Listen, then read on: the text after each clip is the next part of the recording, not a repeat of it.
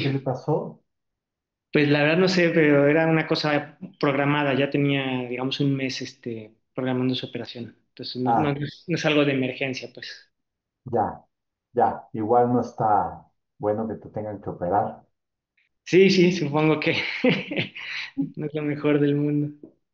Ujú. Sí, pero Así que si bueno, quieres podemos empezar.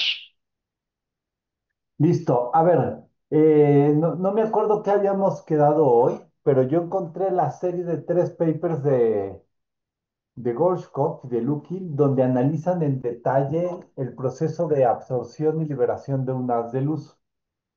Ajá.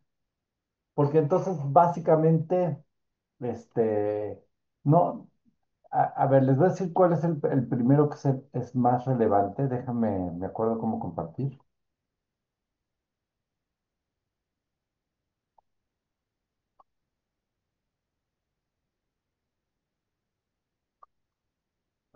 Ahí está.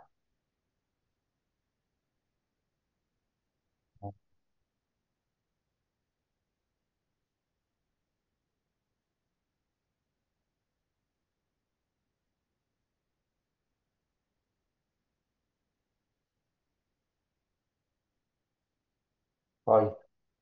¿Lo ven o no lo ven? Sí, Mire, tiene una serie de tres artículos. Entonces, uno es cuando, cuando están en una cavidad, otro es cuando están en el espacio libre, pero están todos en resonancia, y el otro es cuando tienen broadening, ¿cómo se dice en español? ensanchamiento. Ensanchamiento de línea por efecto Doppler, ¿no?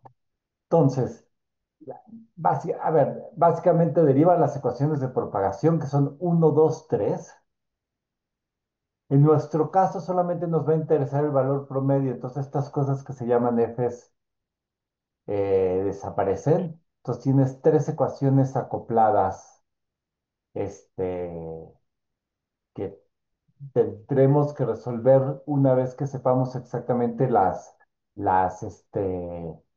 los parámetros de la materia donde vamos a guardar la luz. Y aquí analizan todo: la velocidad, las condiciones de adiabaticidad, cómo depende de la forma del pulso del control, qué hay que hacer para que sea óptimo. Y una cosa que nos interesa muchísimo es lo que le llaman, aquí donde dice Adiabatic Retrieval and Storage, no solamente dice, básicamente dice cuáles son las condiciones para que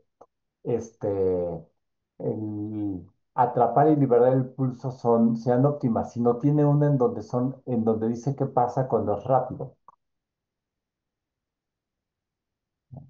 Ujú, Fast Retrieval and Storage, ujú. que, que, bueno, todo, les digo un poco la complicación. Para cualquier cosa más o menos, o sea, aquí con todo con este paper, ¿de acuerdo? Bueno, este es el primero que nos es útil. Y el otro que nos es útil es, ¿Estos luego nos los podrías enviar? si les mando las referencias.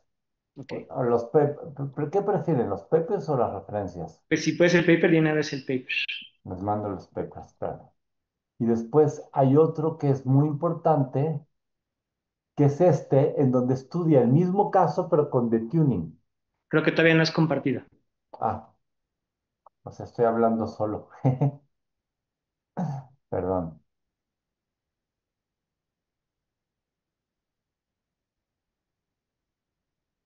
Ahora sí. Sí. Ah, nada, les muestro el dibujito. A ver, son las mismas ecuaciones que tiene el caso anterior, ¿de acuerdo? Solamente que ahora puedes tener un detuning que tiene que ser el mismo entre los dos brazos. Entonces, básicamente supone que los haces van en la misma dirección. No sé si es lo que tenían pensado o no. Sí. Ah, bueno, entonces estos tres papers tienen la misma estructura. Una vez que está el problema de pues, las condiciones óptimas para guardar el pulso y para liberarlo, y después los efectos de cuando ese tipo de cosas lo haces más rápido. Ok, O sea, básicamente es el tratamiento teórico ideal. El caso siempre de verdad lo resuelven numéricamente, ¿de acuerdo? Que en el fondo es resolver un conjunto de ecuaciones diferenciales parciales acopladas con cierta no linealidad. Eh,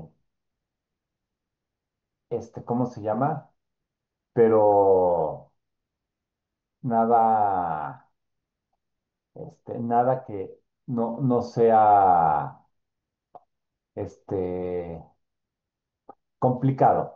Entonces, ¿qué es lo que pasa? Me tardé mucho en encontrarlos, porque yo me acuerdo que en una época me había puesto a discutir, a pensar exactamente cuáles eran las condiciones para hacerlo óptimamente, y pues nuestro amigo Misha Lukin ya lo había hecho. ok. Entonces, son esas series de tres papers. Ahora, Espérame un segundo. ese, sí, Ah, ya. ahorita se los voy a mandar. Lo voy a cerrar aquí porque empieza a sonar aquí en las redes. Chala.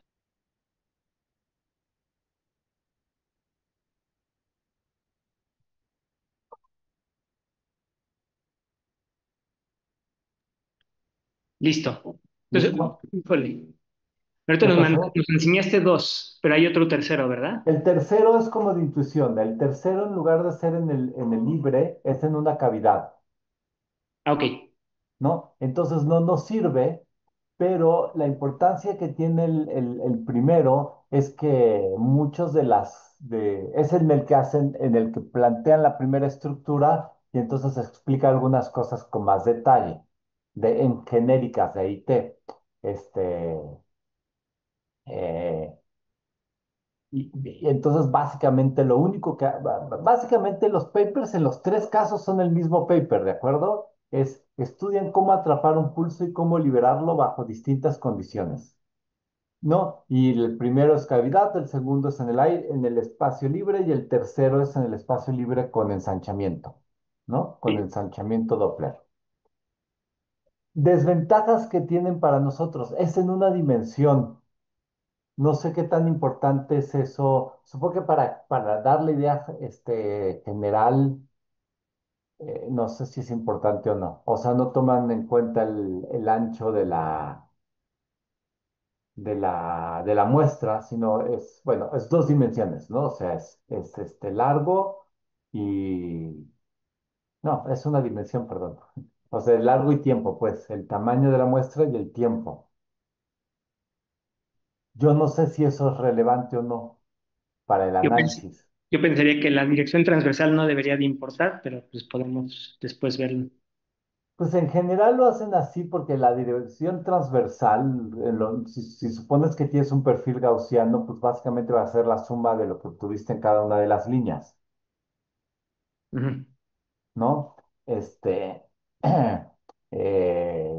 obviamente todo esto supone que los átomos no se mueven mucho en el tiempo que pasa por la muestra, todo este tipo de análisis. Entonces, Eh, entonces, un poco lo primero que les quiero transmitir es que la parte teórica de cómo aguardar el pulso y liberarlo bajo las condiciones de no adiabaticidad están resueltos en esos tres papers, inclusive la definición de adiabaticidad. ¿De acuerdo? Es decir, adiabático en el sentido que lo ven ellos no es que el tiempo sea infinito, ¿no? Sino hay una condición de que tan lentos tienen que ser tus pulsos para que el pulso casi se atrape sin modificar. Por ahí con los parámetros de esos átomos la satisfacemos, Ok. ¿no? Entonces, para mí el siguiente paso del análisis teórico es a ver, ¿qué seguiría? Pues hay que simular el experimento, este, siguiendo un poco como guía a estos papers para el gravímetro. Es decir, hay que ver de qué tamaño va a ser la muestra, cuál es la densidad de la muestra, cuál es el tamaño de la muestra, de qué tamaño son los pulsos, ¿no? Todo ese tipo de cosas y aplicarlos a sus fórmulas, porque en sus fórmulas ellos analizan cuál es la eficiencia, es decir, por ahí. para dar una primera idea no hay que hacer ni siquiera que hacer cálculos complicados. Y después, pues, simularlo. Ese es el... O sea, yo para hacer el siguiente paso necesito números. O sea, acoplamiento, tamaños, densidades, tamaño del pulso, como para tener una idea de qué hacer. A ver, entonces si quieres dime qué números necesitas y te digo. Bueno, los necesitaría escrito. A ver, primero vamos, tienes que hacer una cosa. Eh, Escalas de tiempo, porque si yo me pongo a hacer el cálculo, no voy a poder hasta dentro de varios meses, porque tengo que escribir unos papers y no me va a colgar con el SNI. Ajá, ok. Este, eh, pero básicamente lo que yo necesito es el tamaño de la muestra, la Eh, densidad, el largo, entonces, si estamos hablando de que la muestra es una MOT, el tamaño típico antes de que se expanda es como del orden de 1 milímetro de radio, digamos. ajá, 1 milímetro de radio. Y el tamaño del pulso que voy a meter, Ese está abierto a lo que tú gustes. muy bien, está abierto a lo que, y la intensidad también. O sea, digamos, si estamos hablando de un pulso que se forma utilizando un modulador acustóptico que se prende y se apaga, Ajá, la cota inferior de la duración del pulso debería ser algo así como pues, un nanosegundo. Hacer algo por abajo de un nanosegundo ya está difícil. De hecho, un nanosegundo ya uno le empieza a batallar. y un Uno, nanosegundo por la velocidad de la luz, o sea, cabe dentro del MOT. no, no cabe porque un pie es un nanosegundo. Pues ya me Ahora, lo pusiste, tú estás ahí. ya me lo pusiste en unidades. Un pie es un nanosegundo, Sí, entonces decía Luis que esa era la única unidad útil del sistema inglés. Lo decía la Luis es está, como un pie por nanosegundo. está buenísimo, pero son como 24 centímetros, 25. Sí. Pero entonces supongo que tendríamos que tomar el caso en donde ya hay luz lenta al ir atravesando la muestra, ¿no? Entonces, si le bajaras la velocidad por un factor de 100, pues entonces ya cabría, ¿no? Pues sí, pero no me va sí, pero el asunto es que, eh, bueno, ahí es donde vienen esto después lo apuntamos, pero ahí es donde vienen las condiciones de adiabaticidad, porque fíjate, tú tienes que, la muestra me dijiste que era Un ¿de cuántos un milímetro. milímetros? De 1 milímetro, y el pulso es de 24 centímetros. Ya no sé cuánto es un pie. Sí, digamos 20 centímetros, 24, 20 una cosa. centímetros. Entonces yo tengo que poner 20 centímetros en 1 milímetro. Eso quiere decir que cuando el pulso empieza a entrar, o sea, normalmente la, todos los análisis teóricos asumen que el pulso entra y después empieza a bajar la velocidad. Ujú. Ese hecho ya no lo podemos hacer. Entonces, la opción B sería que utilizáramos una celda de rubidio. Ahora, lo que sí me gustaría volver a enfatizar es que aquí lo que uno quisiera hacer para empezar es establecer el caso ideal, ¿no? Después uno tendría que ver si es realista o no, ¿no? Pero por ejemplo, uno podría pensar en si alguien pudiera tener una celda de rubidio donde los átomos en toda la celda fueran fríos, entonces sí podías tener, pues, no sé, 5 centímetros, lo que sea, ¿no? El tamaño de las celdas, pues esas son típicamente de 5 centímetros. Ya. A ver, déjate, yo creo que lo primero que hay que establecer es lo siguiente. El caso ideal no debería ¿cómo se llama? En el caso ideal no hay ningún problema. O sea, vamos a suponer el caso ideal, vamos a suponer que mi celda es de 40 centímetros. Ok, Yo puedo meter el pulso, atraparlo y tirar la celda para abajo ajá, y liberarlo después y va a pasar lo que tú dijiste, porque el pulso que se libera es el mismo que metiste, nomás ya. que lo metiste abajo. Estás más interesado en las cosas realistas. Eh, eh, exacto, porque a ver, la idea básica está increíble. O sea, De hecho, me preocupa que hay que hacerlo rápido antes de que se lo platiques a alguien. Así es. No se lo hemos platicado a nadie, afortunadamente, ni lo pensamos hacer hasta que esté un poco más pulido. Y este Zoom es encriptado, ¿no? Es, Y pues no sé. desactivé, Saludos a y, los chinos, ¿no? y desactivé la inteligencia artificial. Ok, ok. Seamos optimistas de que los chinos no están oyendo. Bueno, Zoom es decir, este, eh, no sé si lo ves, o sea, es lo que discutíamos la vez pasada, ¿no? Yo no le veo, no, no tienen ningún, la idea óptima. O sea, si todo lo de las referencias de fase que yo no entiendo bien, pero que en mi vida es lo que siempre le complica las vidas a los experimentales, tú me convenciste la vez pasada que están resueltas.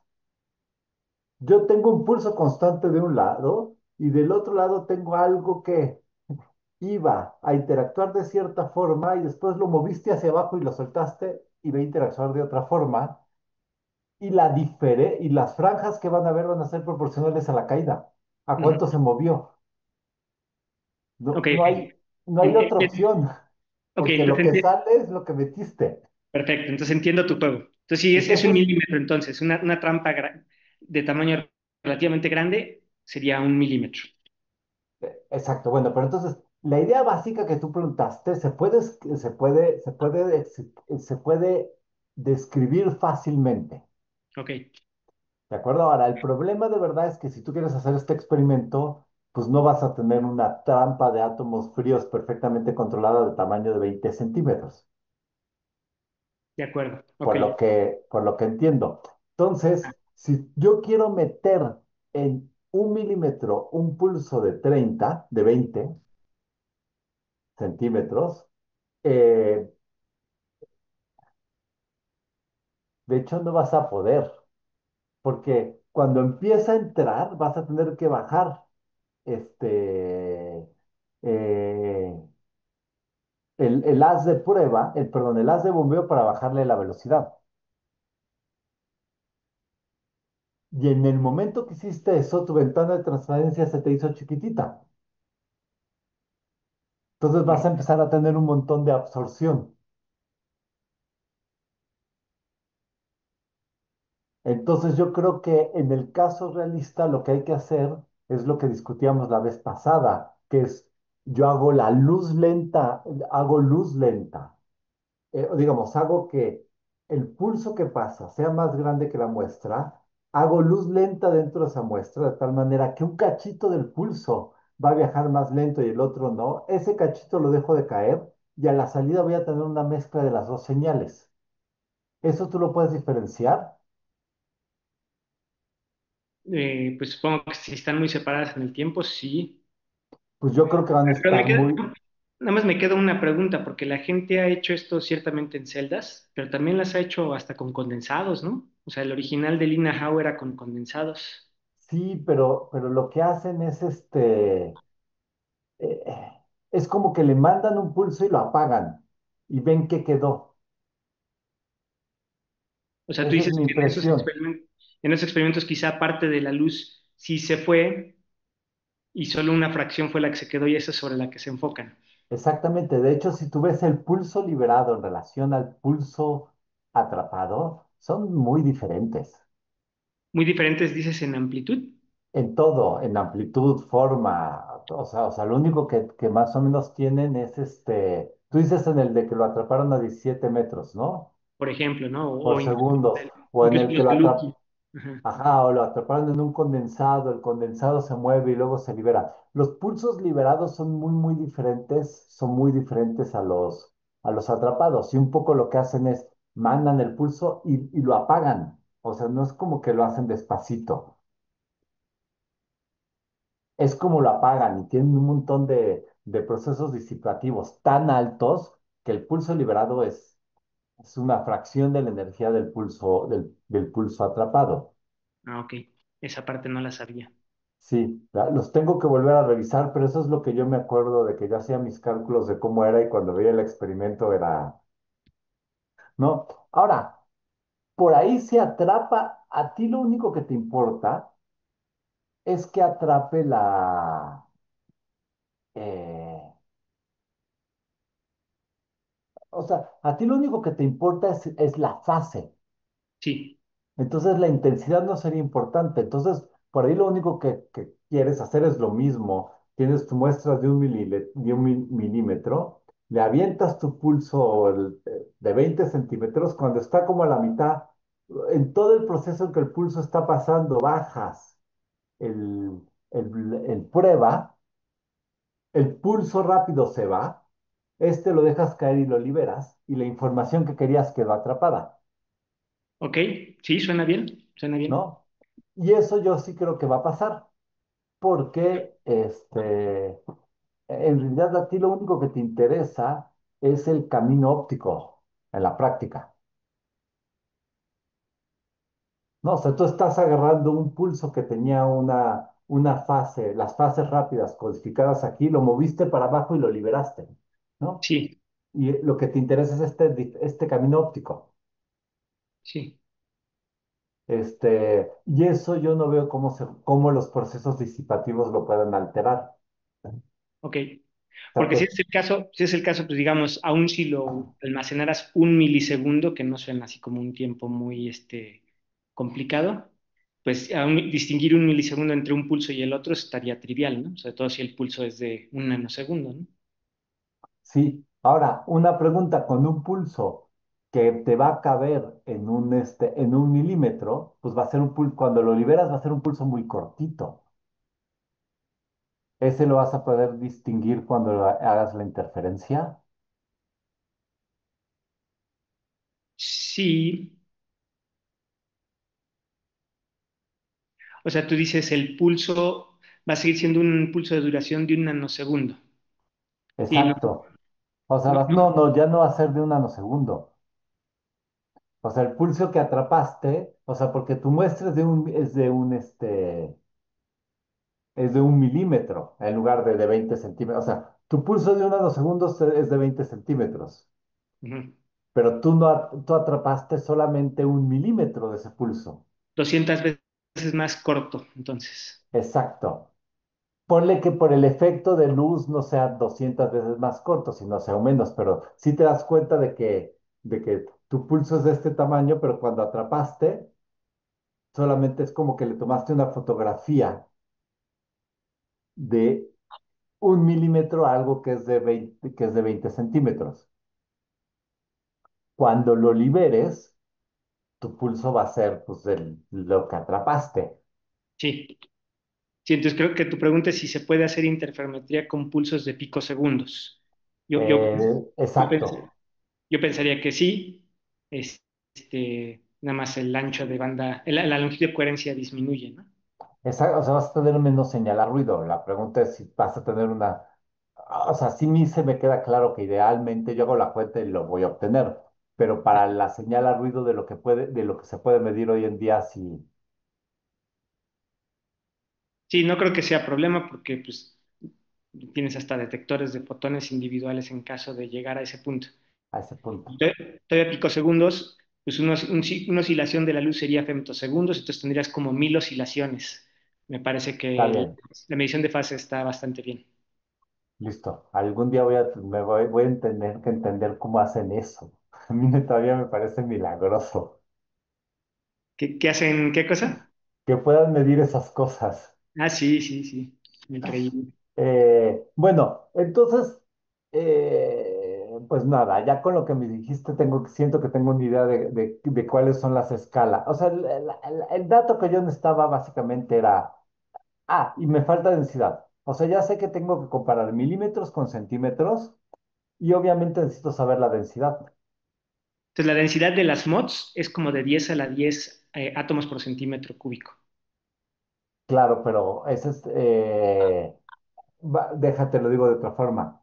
La cintura del láser que voy a atrapar, del pulso que voy a atrapar, cubre esa densidad que me acabas de decir. Sí, pues podemos enfocarlo sin problema a que todo pase por la nube. Ajá, Sí, porque un milímetro no es un tamaño muy chiquito y en 1 milímetro el haz permanece colimado a una distancia bastante grande, no sé, 100 metros, una cosa así. Entonces, no debería Ya. ser problema. Bueno, entonces ahora lo que sigue es, ¿tú me puedes mandar estos datos por correo? Sí, entonces te mando densidad, tamaño del Densidad, tamaño del mod y tamaño del pulso. tamaño del, ok. Entonces, este, para poner esos números en los artículos de Alexi, este, pues nada, y ver. Ah, y otro dato que a mí me serviría también mucho es cuánto tiempo la dejas caer, Entonces, el estado del arte, digamos, para la gravimetría tradicional, ¿sí?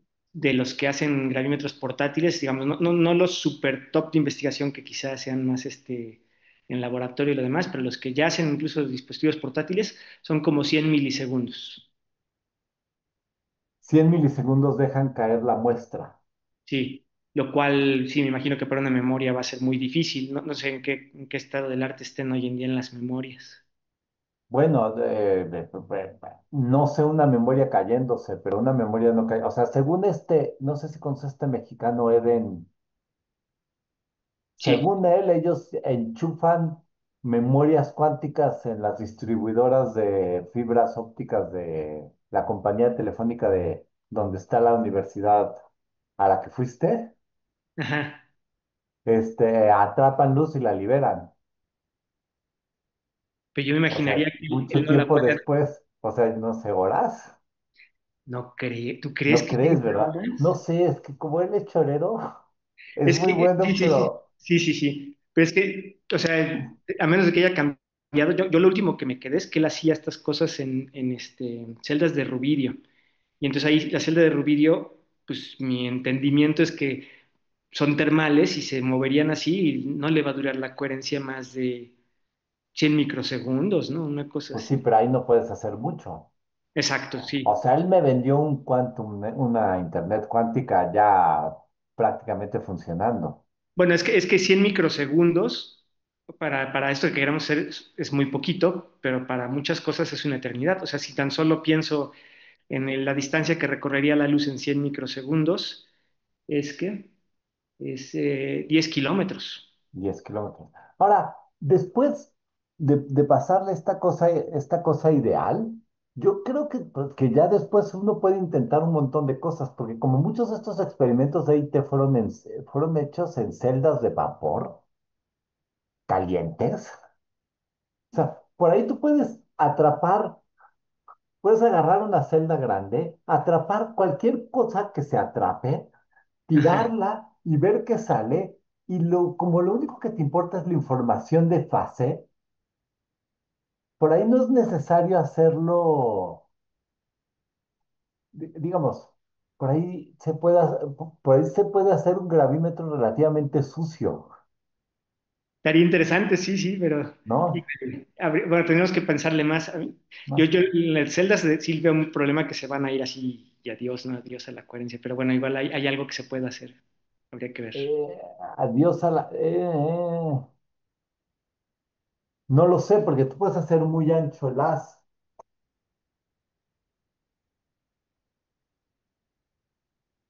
O sea, porque lo que te mata la coherencia es además, bueno, si la celda Pero, es muy diluida, no tienes colisiones, entonces no te va a matar la coherencia. Acuérdate que el estado se queda grabado en la superposición de los estados base, ¿no? sí. Si tu celda es es diluida, casi no hay colisiones, entonces el estado base se modifica poco. Sí, pero digamos, ya una vez, ¿de acuerdo? Si lo que dijimos las pasadas es más o menos cierto, una vez que tú viajes la distancia de la lambda de microondas, ya estás frito, ¿no? La lambda de microondas para rubidio son, con tu lambda entre 2 como 2 centímetros. Sí. Si tu velocidad es termal, son 300 metros por segundo, no te da más que 100 microsegundos, una cosa así. De ahí es donde saqué yo este numerito de 100 microsegundos. Sí, pero eso yo siempre lo estuve pensando en la cuestión de, es que la primera vez yo estaba muy obsesionado con que el pulso que entre fuera igual al pulso que sale. Ajá. Pero ahora que lo entiendo mejor, eso a ti no te importa. Lo único que a ti te importa es la interferencia relativa en el cambio de, o sea, si tu pulso se deforma todo, pero mantiene la información de fase ganada por el camino óptico, por ahí todavía tienes señal suficiente para medir algo. Bueno, pues habría que ver a ver si es el caso. Yo digo para que, porque agarrar una celda de rubidio y dejarla caer si lo puedes hacer en tu laboratorio. Sí, pero ni siquiera la tendrías que dejar caer porque los átomos son los que caen, o sea, se puede quedar fija y los átomos caerán, ¿no? Ah, bueno, claro, eso también es verdad. Pero entonces tiene que ser como raro, porque tienes que empezar con el experimento, como está caliente, tienes que empezar, tienes como que voltear la celda para que empiecen a caer, ¿o no? Tienes que atrapar la luz y luego voltear la celda, ¿o cómo le haces? No, pues no. Los átomos son independientes de la celda, ¿no? No están ni siquiera Sí. tocando la celda. Entonces la celda nada más delimita dónde están, pero no No, necesitas. claro, pero si yo dejo una celda así en el campo gravitatorio, voy a obtener, voy a llegar a un equilibrio de densidades, ya no van a caer. Ah, tú dices, ¿dónde está la caída? Exacto. Ah, esa es buena pregunta. Ajá. Pero lo que yo había pensado es, aviento la celda. No la puedo, o sea, yo tengo una celda así, atrapo la luz adentro, esa celda obviamente va a tener una discontinuidad en densidad debido al campo gravitatorio, pero eso no me importa. Atrapo algo, creo un spin wave ahí y tiro la celda y luego la recojo abajo y libero la luz. Bueno, en última sí podríamos dejarla caer, pero como que mi intuición me dice que no es necesario dejarla caer, nada más tengo que poder responder a tu pregunta. La voy a pensar un poquito. Estás pensando como teórico, ¿viste? ¿Por qué? Porque en lugar de ver cómo hacer que vas a resolver un problema, ¿cómo se llama? Pensando. Un Ajá, problema para práctico. evitar dejar caer algo. Ajá, Sí. No, bueno, ese es para mí el plan que hay que ok. hacer. Ahora, hay cosas prácticas. Eh, si yo tuviera un estudiante libre de maestría, este es un proyecto increíble para hacer ya, porque solamente hay que entender tres papers y poner numeritos. Pues aquí está Víctor también para hincarle el diente. Víctor, bueno, les mando los papers, los empiezas a leer y me dices cómo te va, ¿sí? Yo de nuestro lado le pedí por lo pronto a Víctor y eventualmente también a Edgar, nada más Edgar ahorita esta última semana afuera. Primero estábamos como terminando de entender las cosas básicas de sistemas de tres niveles y eso, ¿no? Que ya más Sí, o menos creo que ya manejan mejor el lenguaje. Y lo que les pedí es que lo que ya llevamos lo escribieran como para ya empezar a tener como un documento sobre el cual empezamos a echar más cosas. sí, Y ese documento también yo le voy a meter mano para escribir algunas cosas y dejar los huecos donde queden, ¿no? Si hay un hueco de esto que estás queriendo calcular, pues ahí va a quedar, ¿no? Y entonces, de nuestro lado, eso le podemos ir avanzando sin problema. Pero en paralelo, pues acá Víctor puede calcular las cosas que tú le pidas y así avanzamos un poquito más rápido, ¿no? Tú puedes seguir con tus artículos y lo demás, nada más que nos vayas diciendo, calculemos esto, calculemos A, B o C, acá lo hacemos. yo tengo ahorita un problema tradicional mío que es que este año hice muchos cálculos y no escribí nada. Ya, Y el problema es que pues, unos resultados están bonitos, otros no tanto, pero tú sabes cómo funciona este juego de que si no los escribes y te los publican, claro, y entonces ya dejé de... A mí lo que me divierte es hacer cálculos, esa es la verdad. Y ok, odio escribir. pero pues si no me siento a escribir me van a colgar. No, pues no hay vuelta de hoja, hay que escribirlo así. Sí, es que ahí es donde empiezan mis problemas morales con el rendimiento de la ciencia. Yo debería escribir solo el resultado que vale la pena Claro. No, estoy de y acuerdo. ponerme a hacer esto. Tristemente así no es el ¿No? sistema, así. Pero como me cuentan papers en lugar de... O sea, yo siento que el comité evaluador, si yo le digo, bueno, ahora voy a calcular este sistemita, no sé qué, o voy a calcular cómo hacer un gravímetro de luz, mi sistema evaluador me debería decir, no pierdas el tiempo, haz el de la luz. Mm. Y en realidad no hace eso, nomás cuentan. No sé, ahí en San Luis Potosí, No, aquí es igual, sí. Bueno, y el ah, SNP es inescapable, ¿no? Ese no. y es solo cuentan, ¿no? Tuviste 90 eventos de no sé qué, pero pues si 89 fueron una porquería, o por ahí tuve 90 que los 90 fueron una porquería y alguien tuvo 5 increíbles.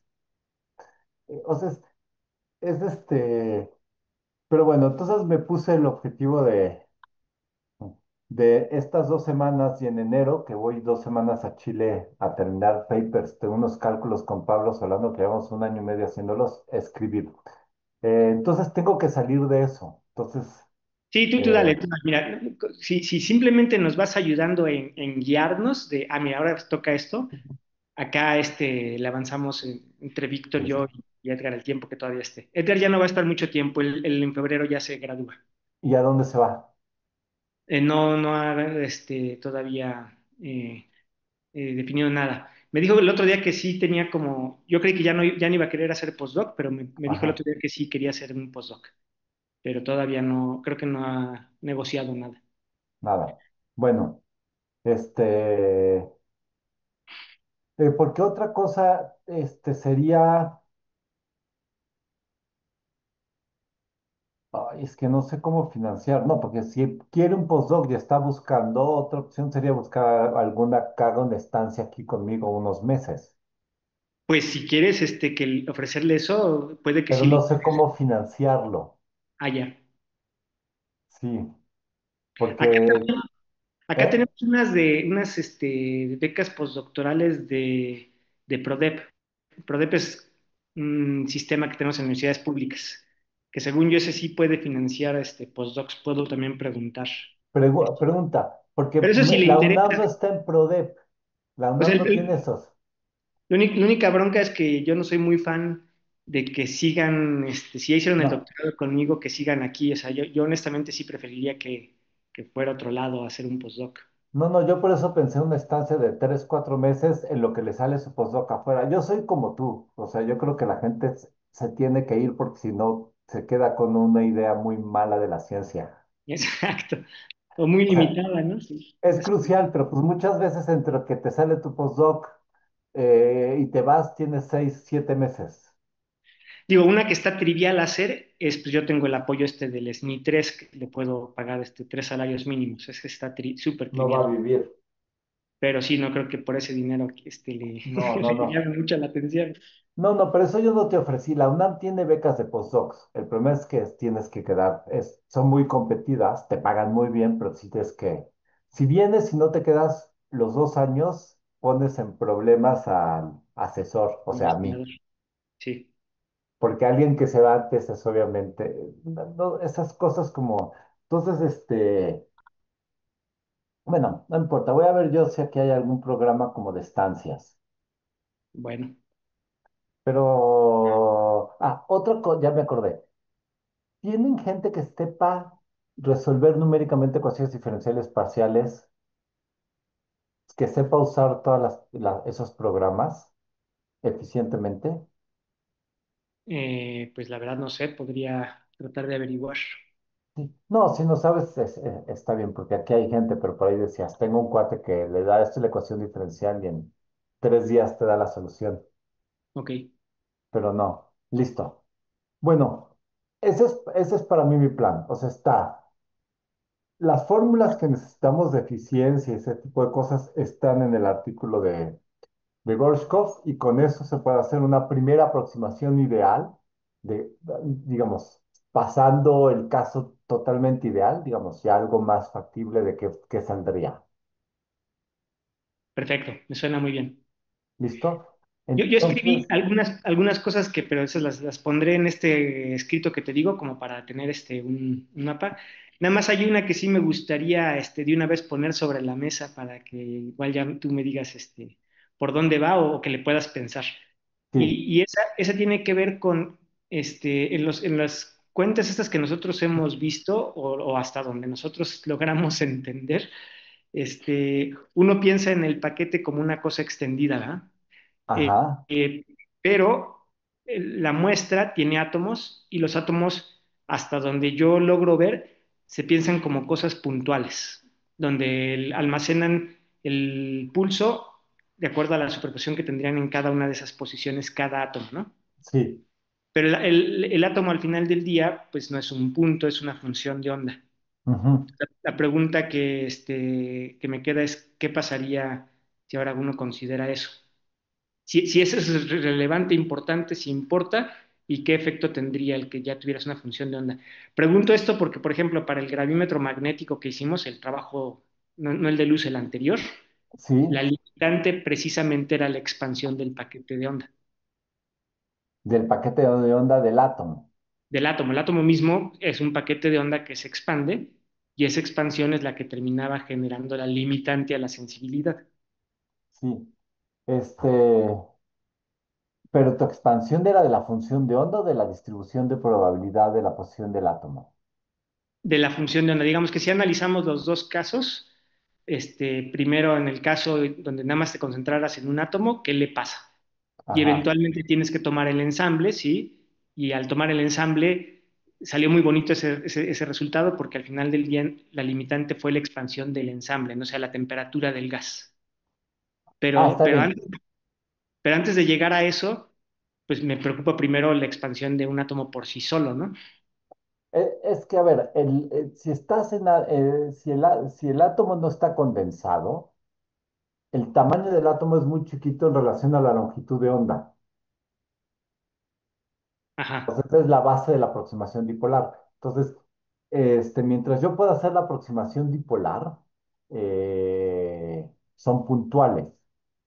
Ajá, pero eso es precisamente lo que me preocupa, digamos. Eso que me acabas de decir, ok, sí, sí entiendo más o menos por dónde va o hasta dónde llega mi entendimiento de eso, Ajá. pero como ahora lo vas a dejar caer durante un tiempo que idealmente va a querer llegar a ser 100 milisegundos, una cosa de ese estilo, el problema de hacerlo puntual es que mientras más chiquito lo hagas, más violenta es su expansión.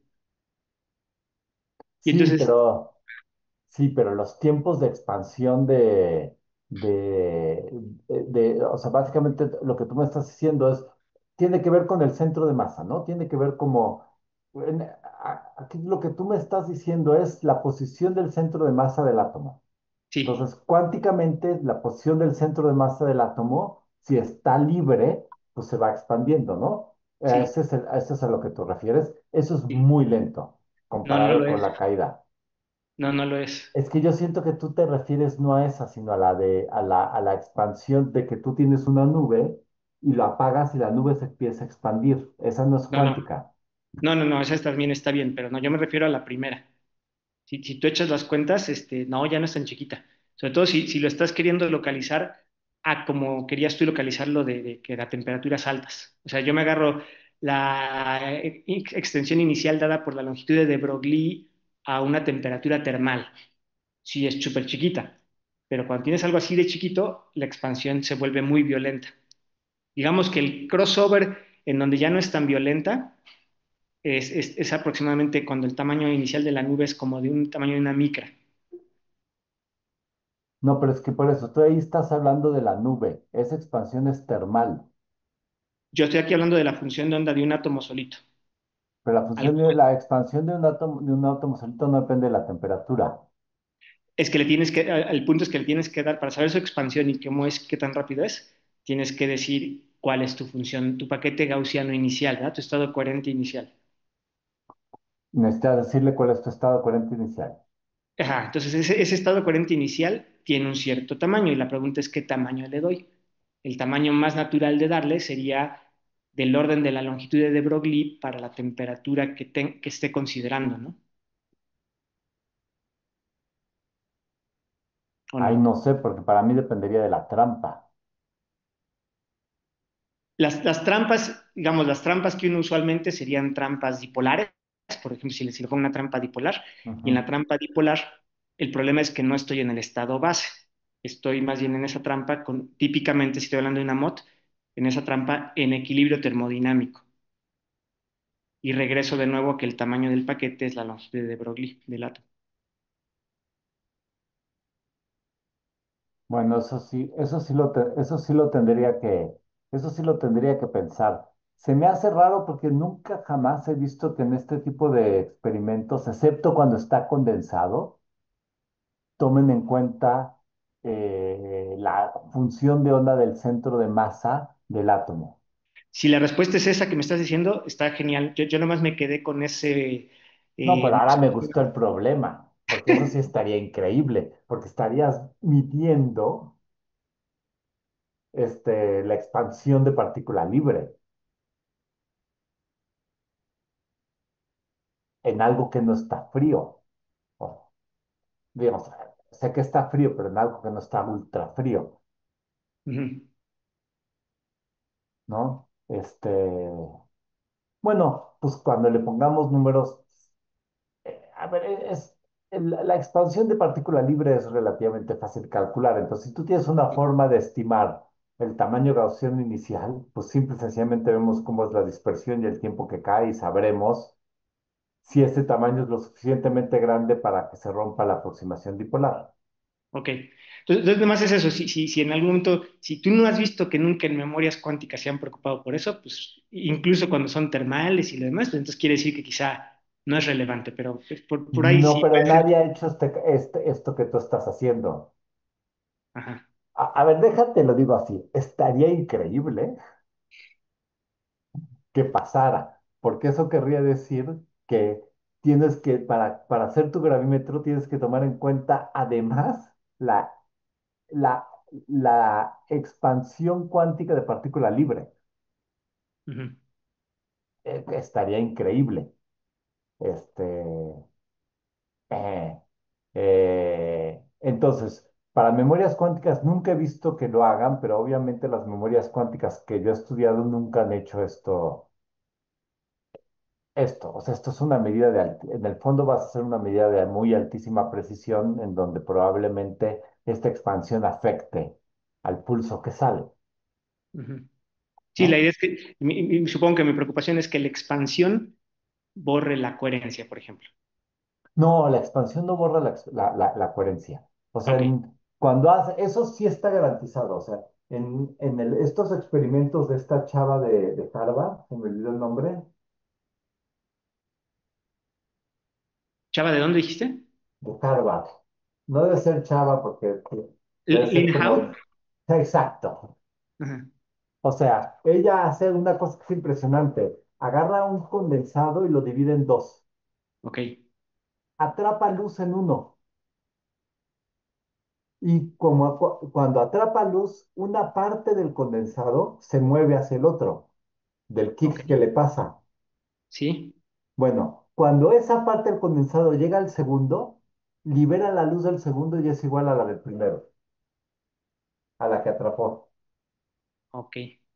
Si lo libera en medio, no. O sea, tú tienes un condensado aquí y otro condensado aquí. Atrapas luz aquí. Ajá. Entonces, una parte del condensado, como una transferencia de momento, cuando parte de la población la pasaste de un estado base al otro, se mueve. Entonces se va moviendo. Si aquí, antes de llegar al segundo condensado, liberas la luz, pues solamente tienes algo térmico, digo, de coherencia espontánea. Pero si llega al segundo, y liberas la luz en el segundo, obtienes el mismo pulso que hubieras obtenido si lo hubieras liberado en el primero. Porque como el átomo está entre las dos, o sea, como la función de onda es un pico aquí y otro pico aquí, es como si lo hubieras atrapado en el primero, pues tienes una superposición. Entonces, el hecho de que se expandan no te va a romper la coherencia. Ok. Porque lo que se está expandiendo es el centro de masa, no o sea, la codificación de la luz está en la orientación, Ah, ya, ya, ya. ¿de Es como si acuerdo? me está diciendo que son factorizables y está en otro grado de libertad. Está en otro grado de libertad, exactamente. Ok. Sí. Entonces, yo no creo que no haya problema, excepto que se haya hecho pero tan ancho que ya no pueda simular la interacción de la luz con la aproximación dipolar. Y entonces ahí tendrías que ver cuáles son las correcciones de los otros momentos dipolares. Mm. Todos esos cálculos se pueden hacer, pero primero hagamos el primero. No, está bien, David. Perfecto. Sale Está bien. buenísimo. Bueno, entonces yo les mando las referencias ahorita. Sí, porfa, y ya pues nos vamos de vacaciones y regresando luego nos escribimos para ver cuándo nos volvimos a reunir. Y mientras nosotros Sí, acá estaremos tratando de escribir, tratando de leer esto que nos mandes. sí, que yo también ayer en la noche estaba releyéndolos y dije, uy, qué buen trabajo hizo Alexis. Sí. Bueno, entonces se las mando ahorita en un ratito. Órale, muchas Órale, pues. gracias. Nos vemos. Adiós, adiós, Víctor.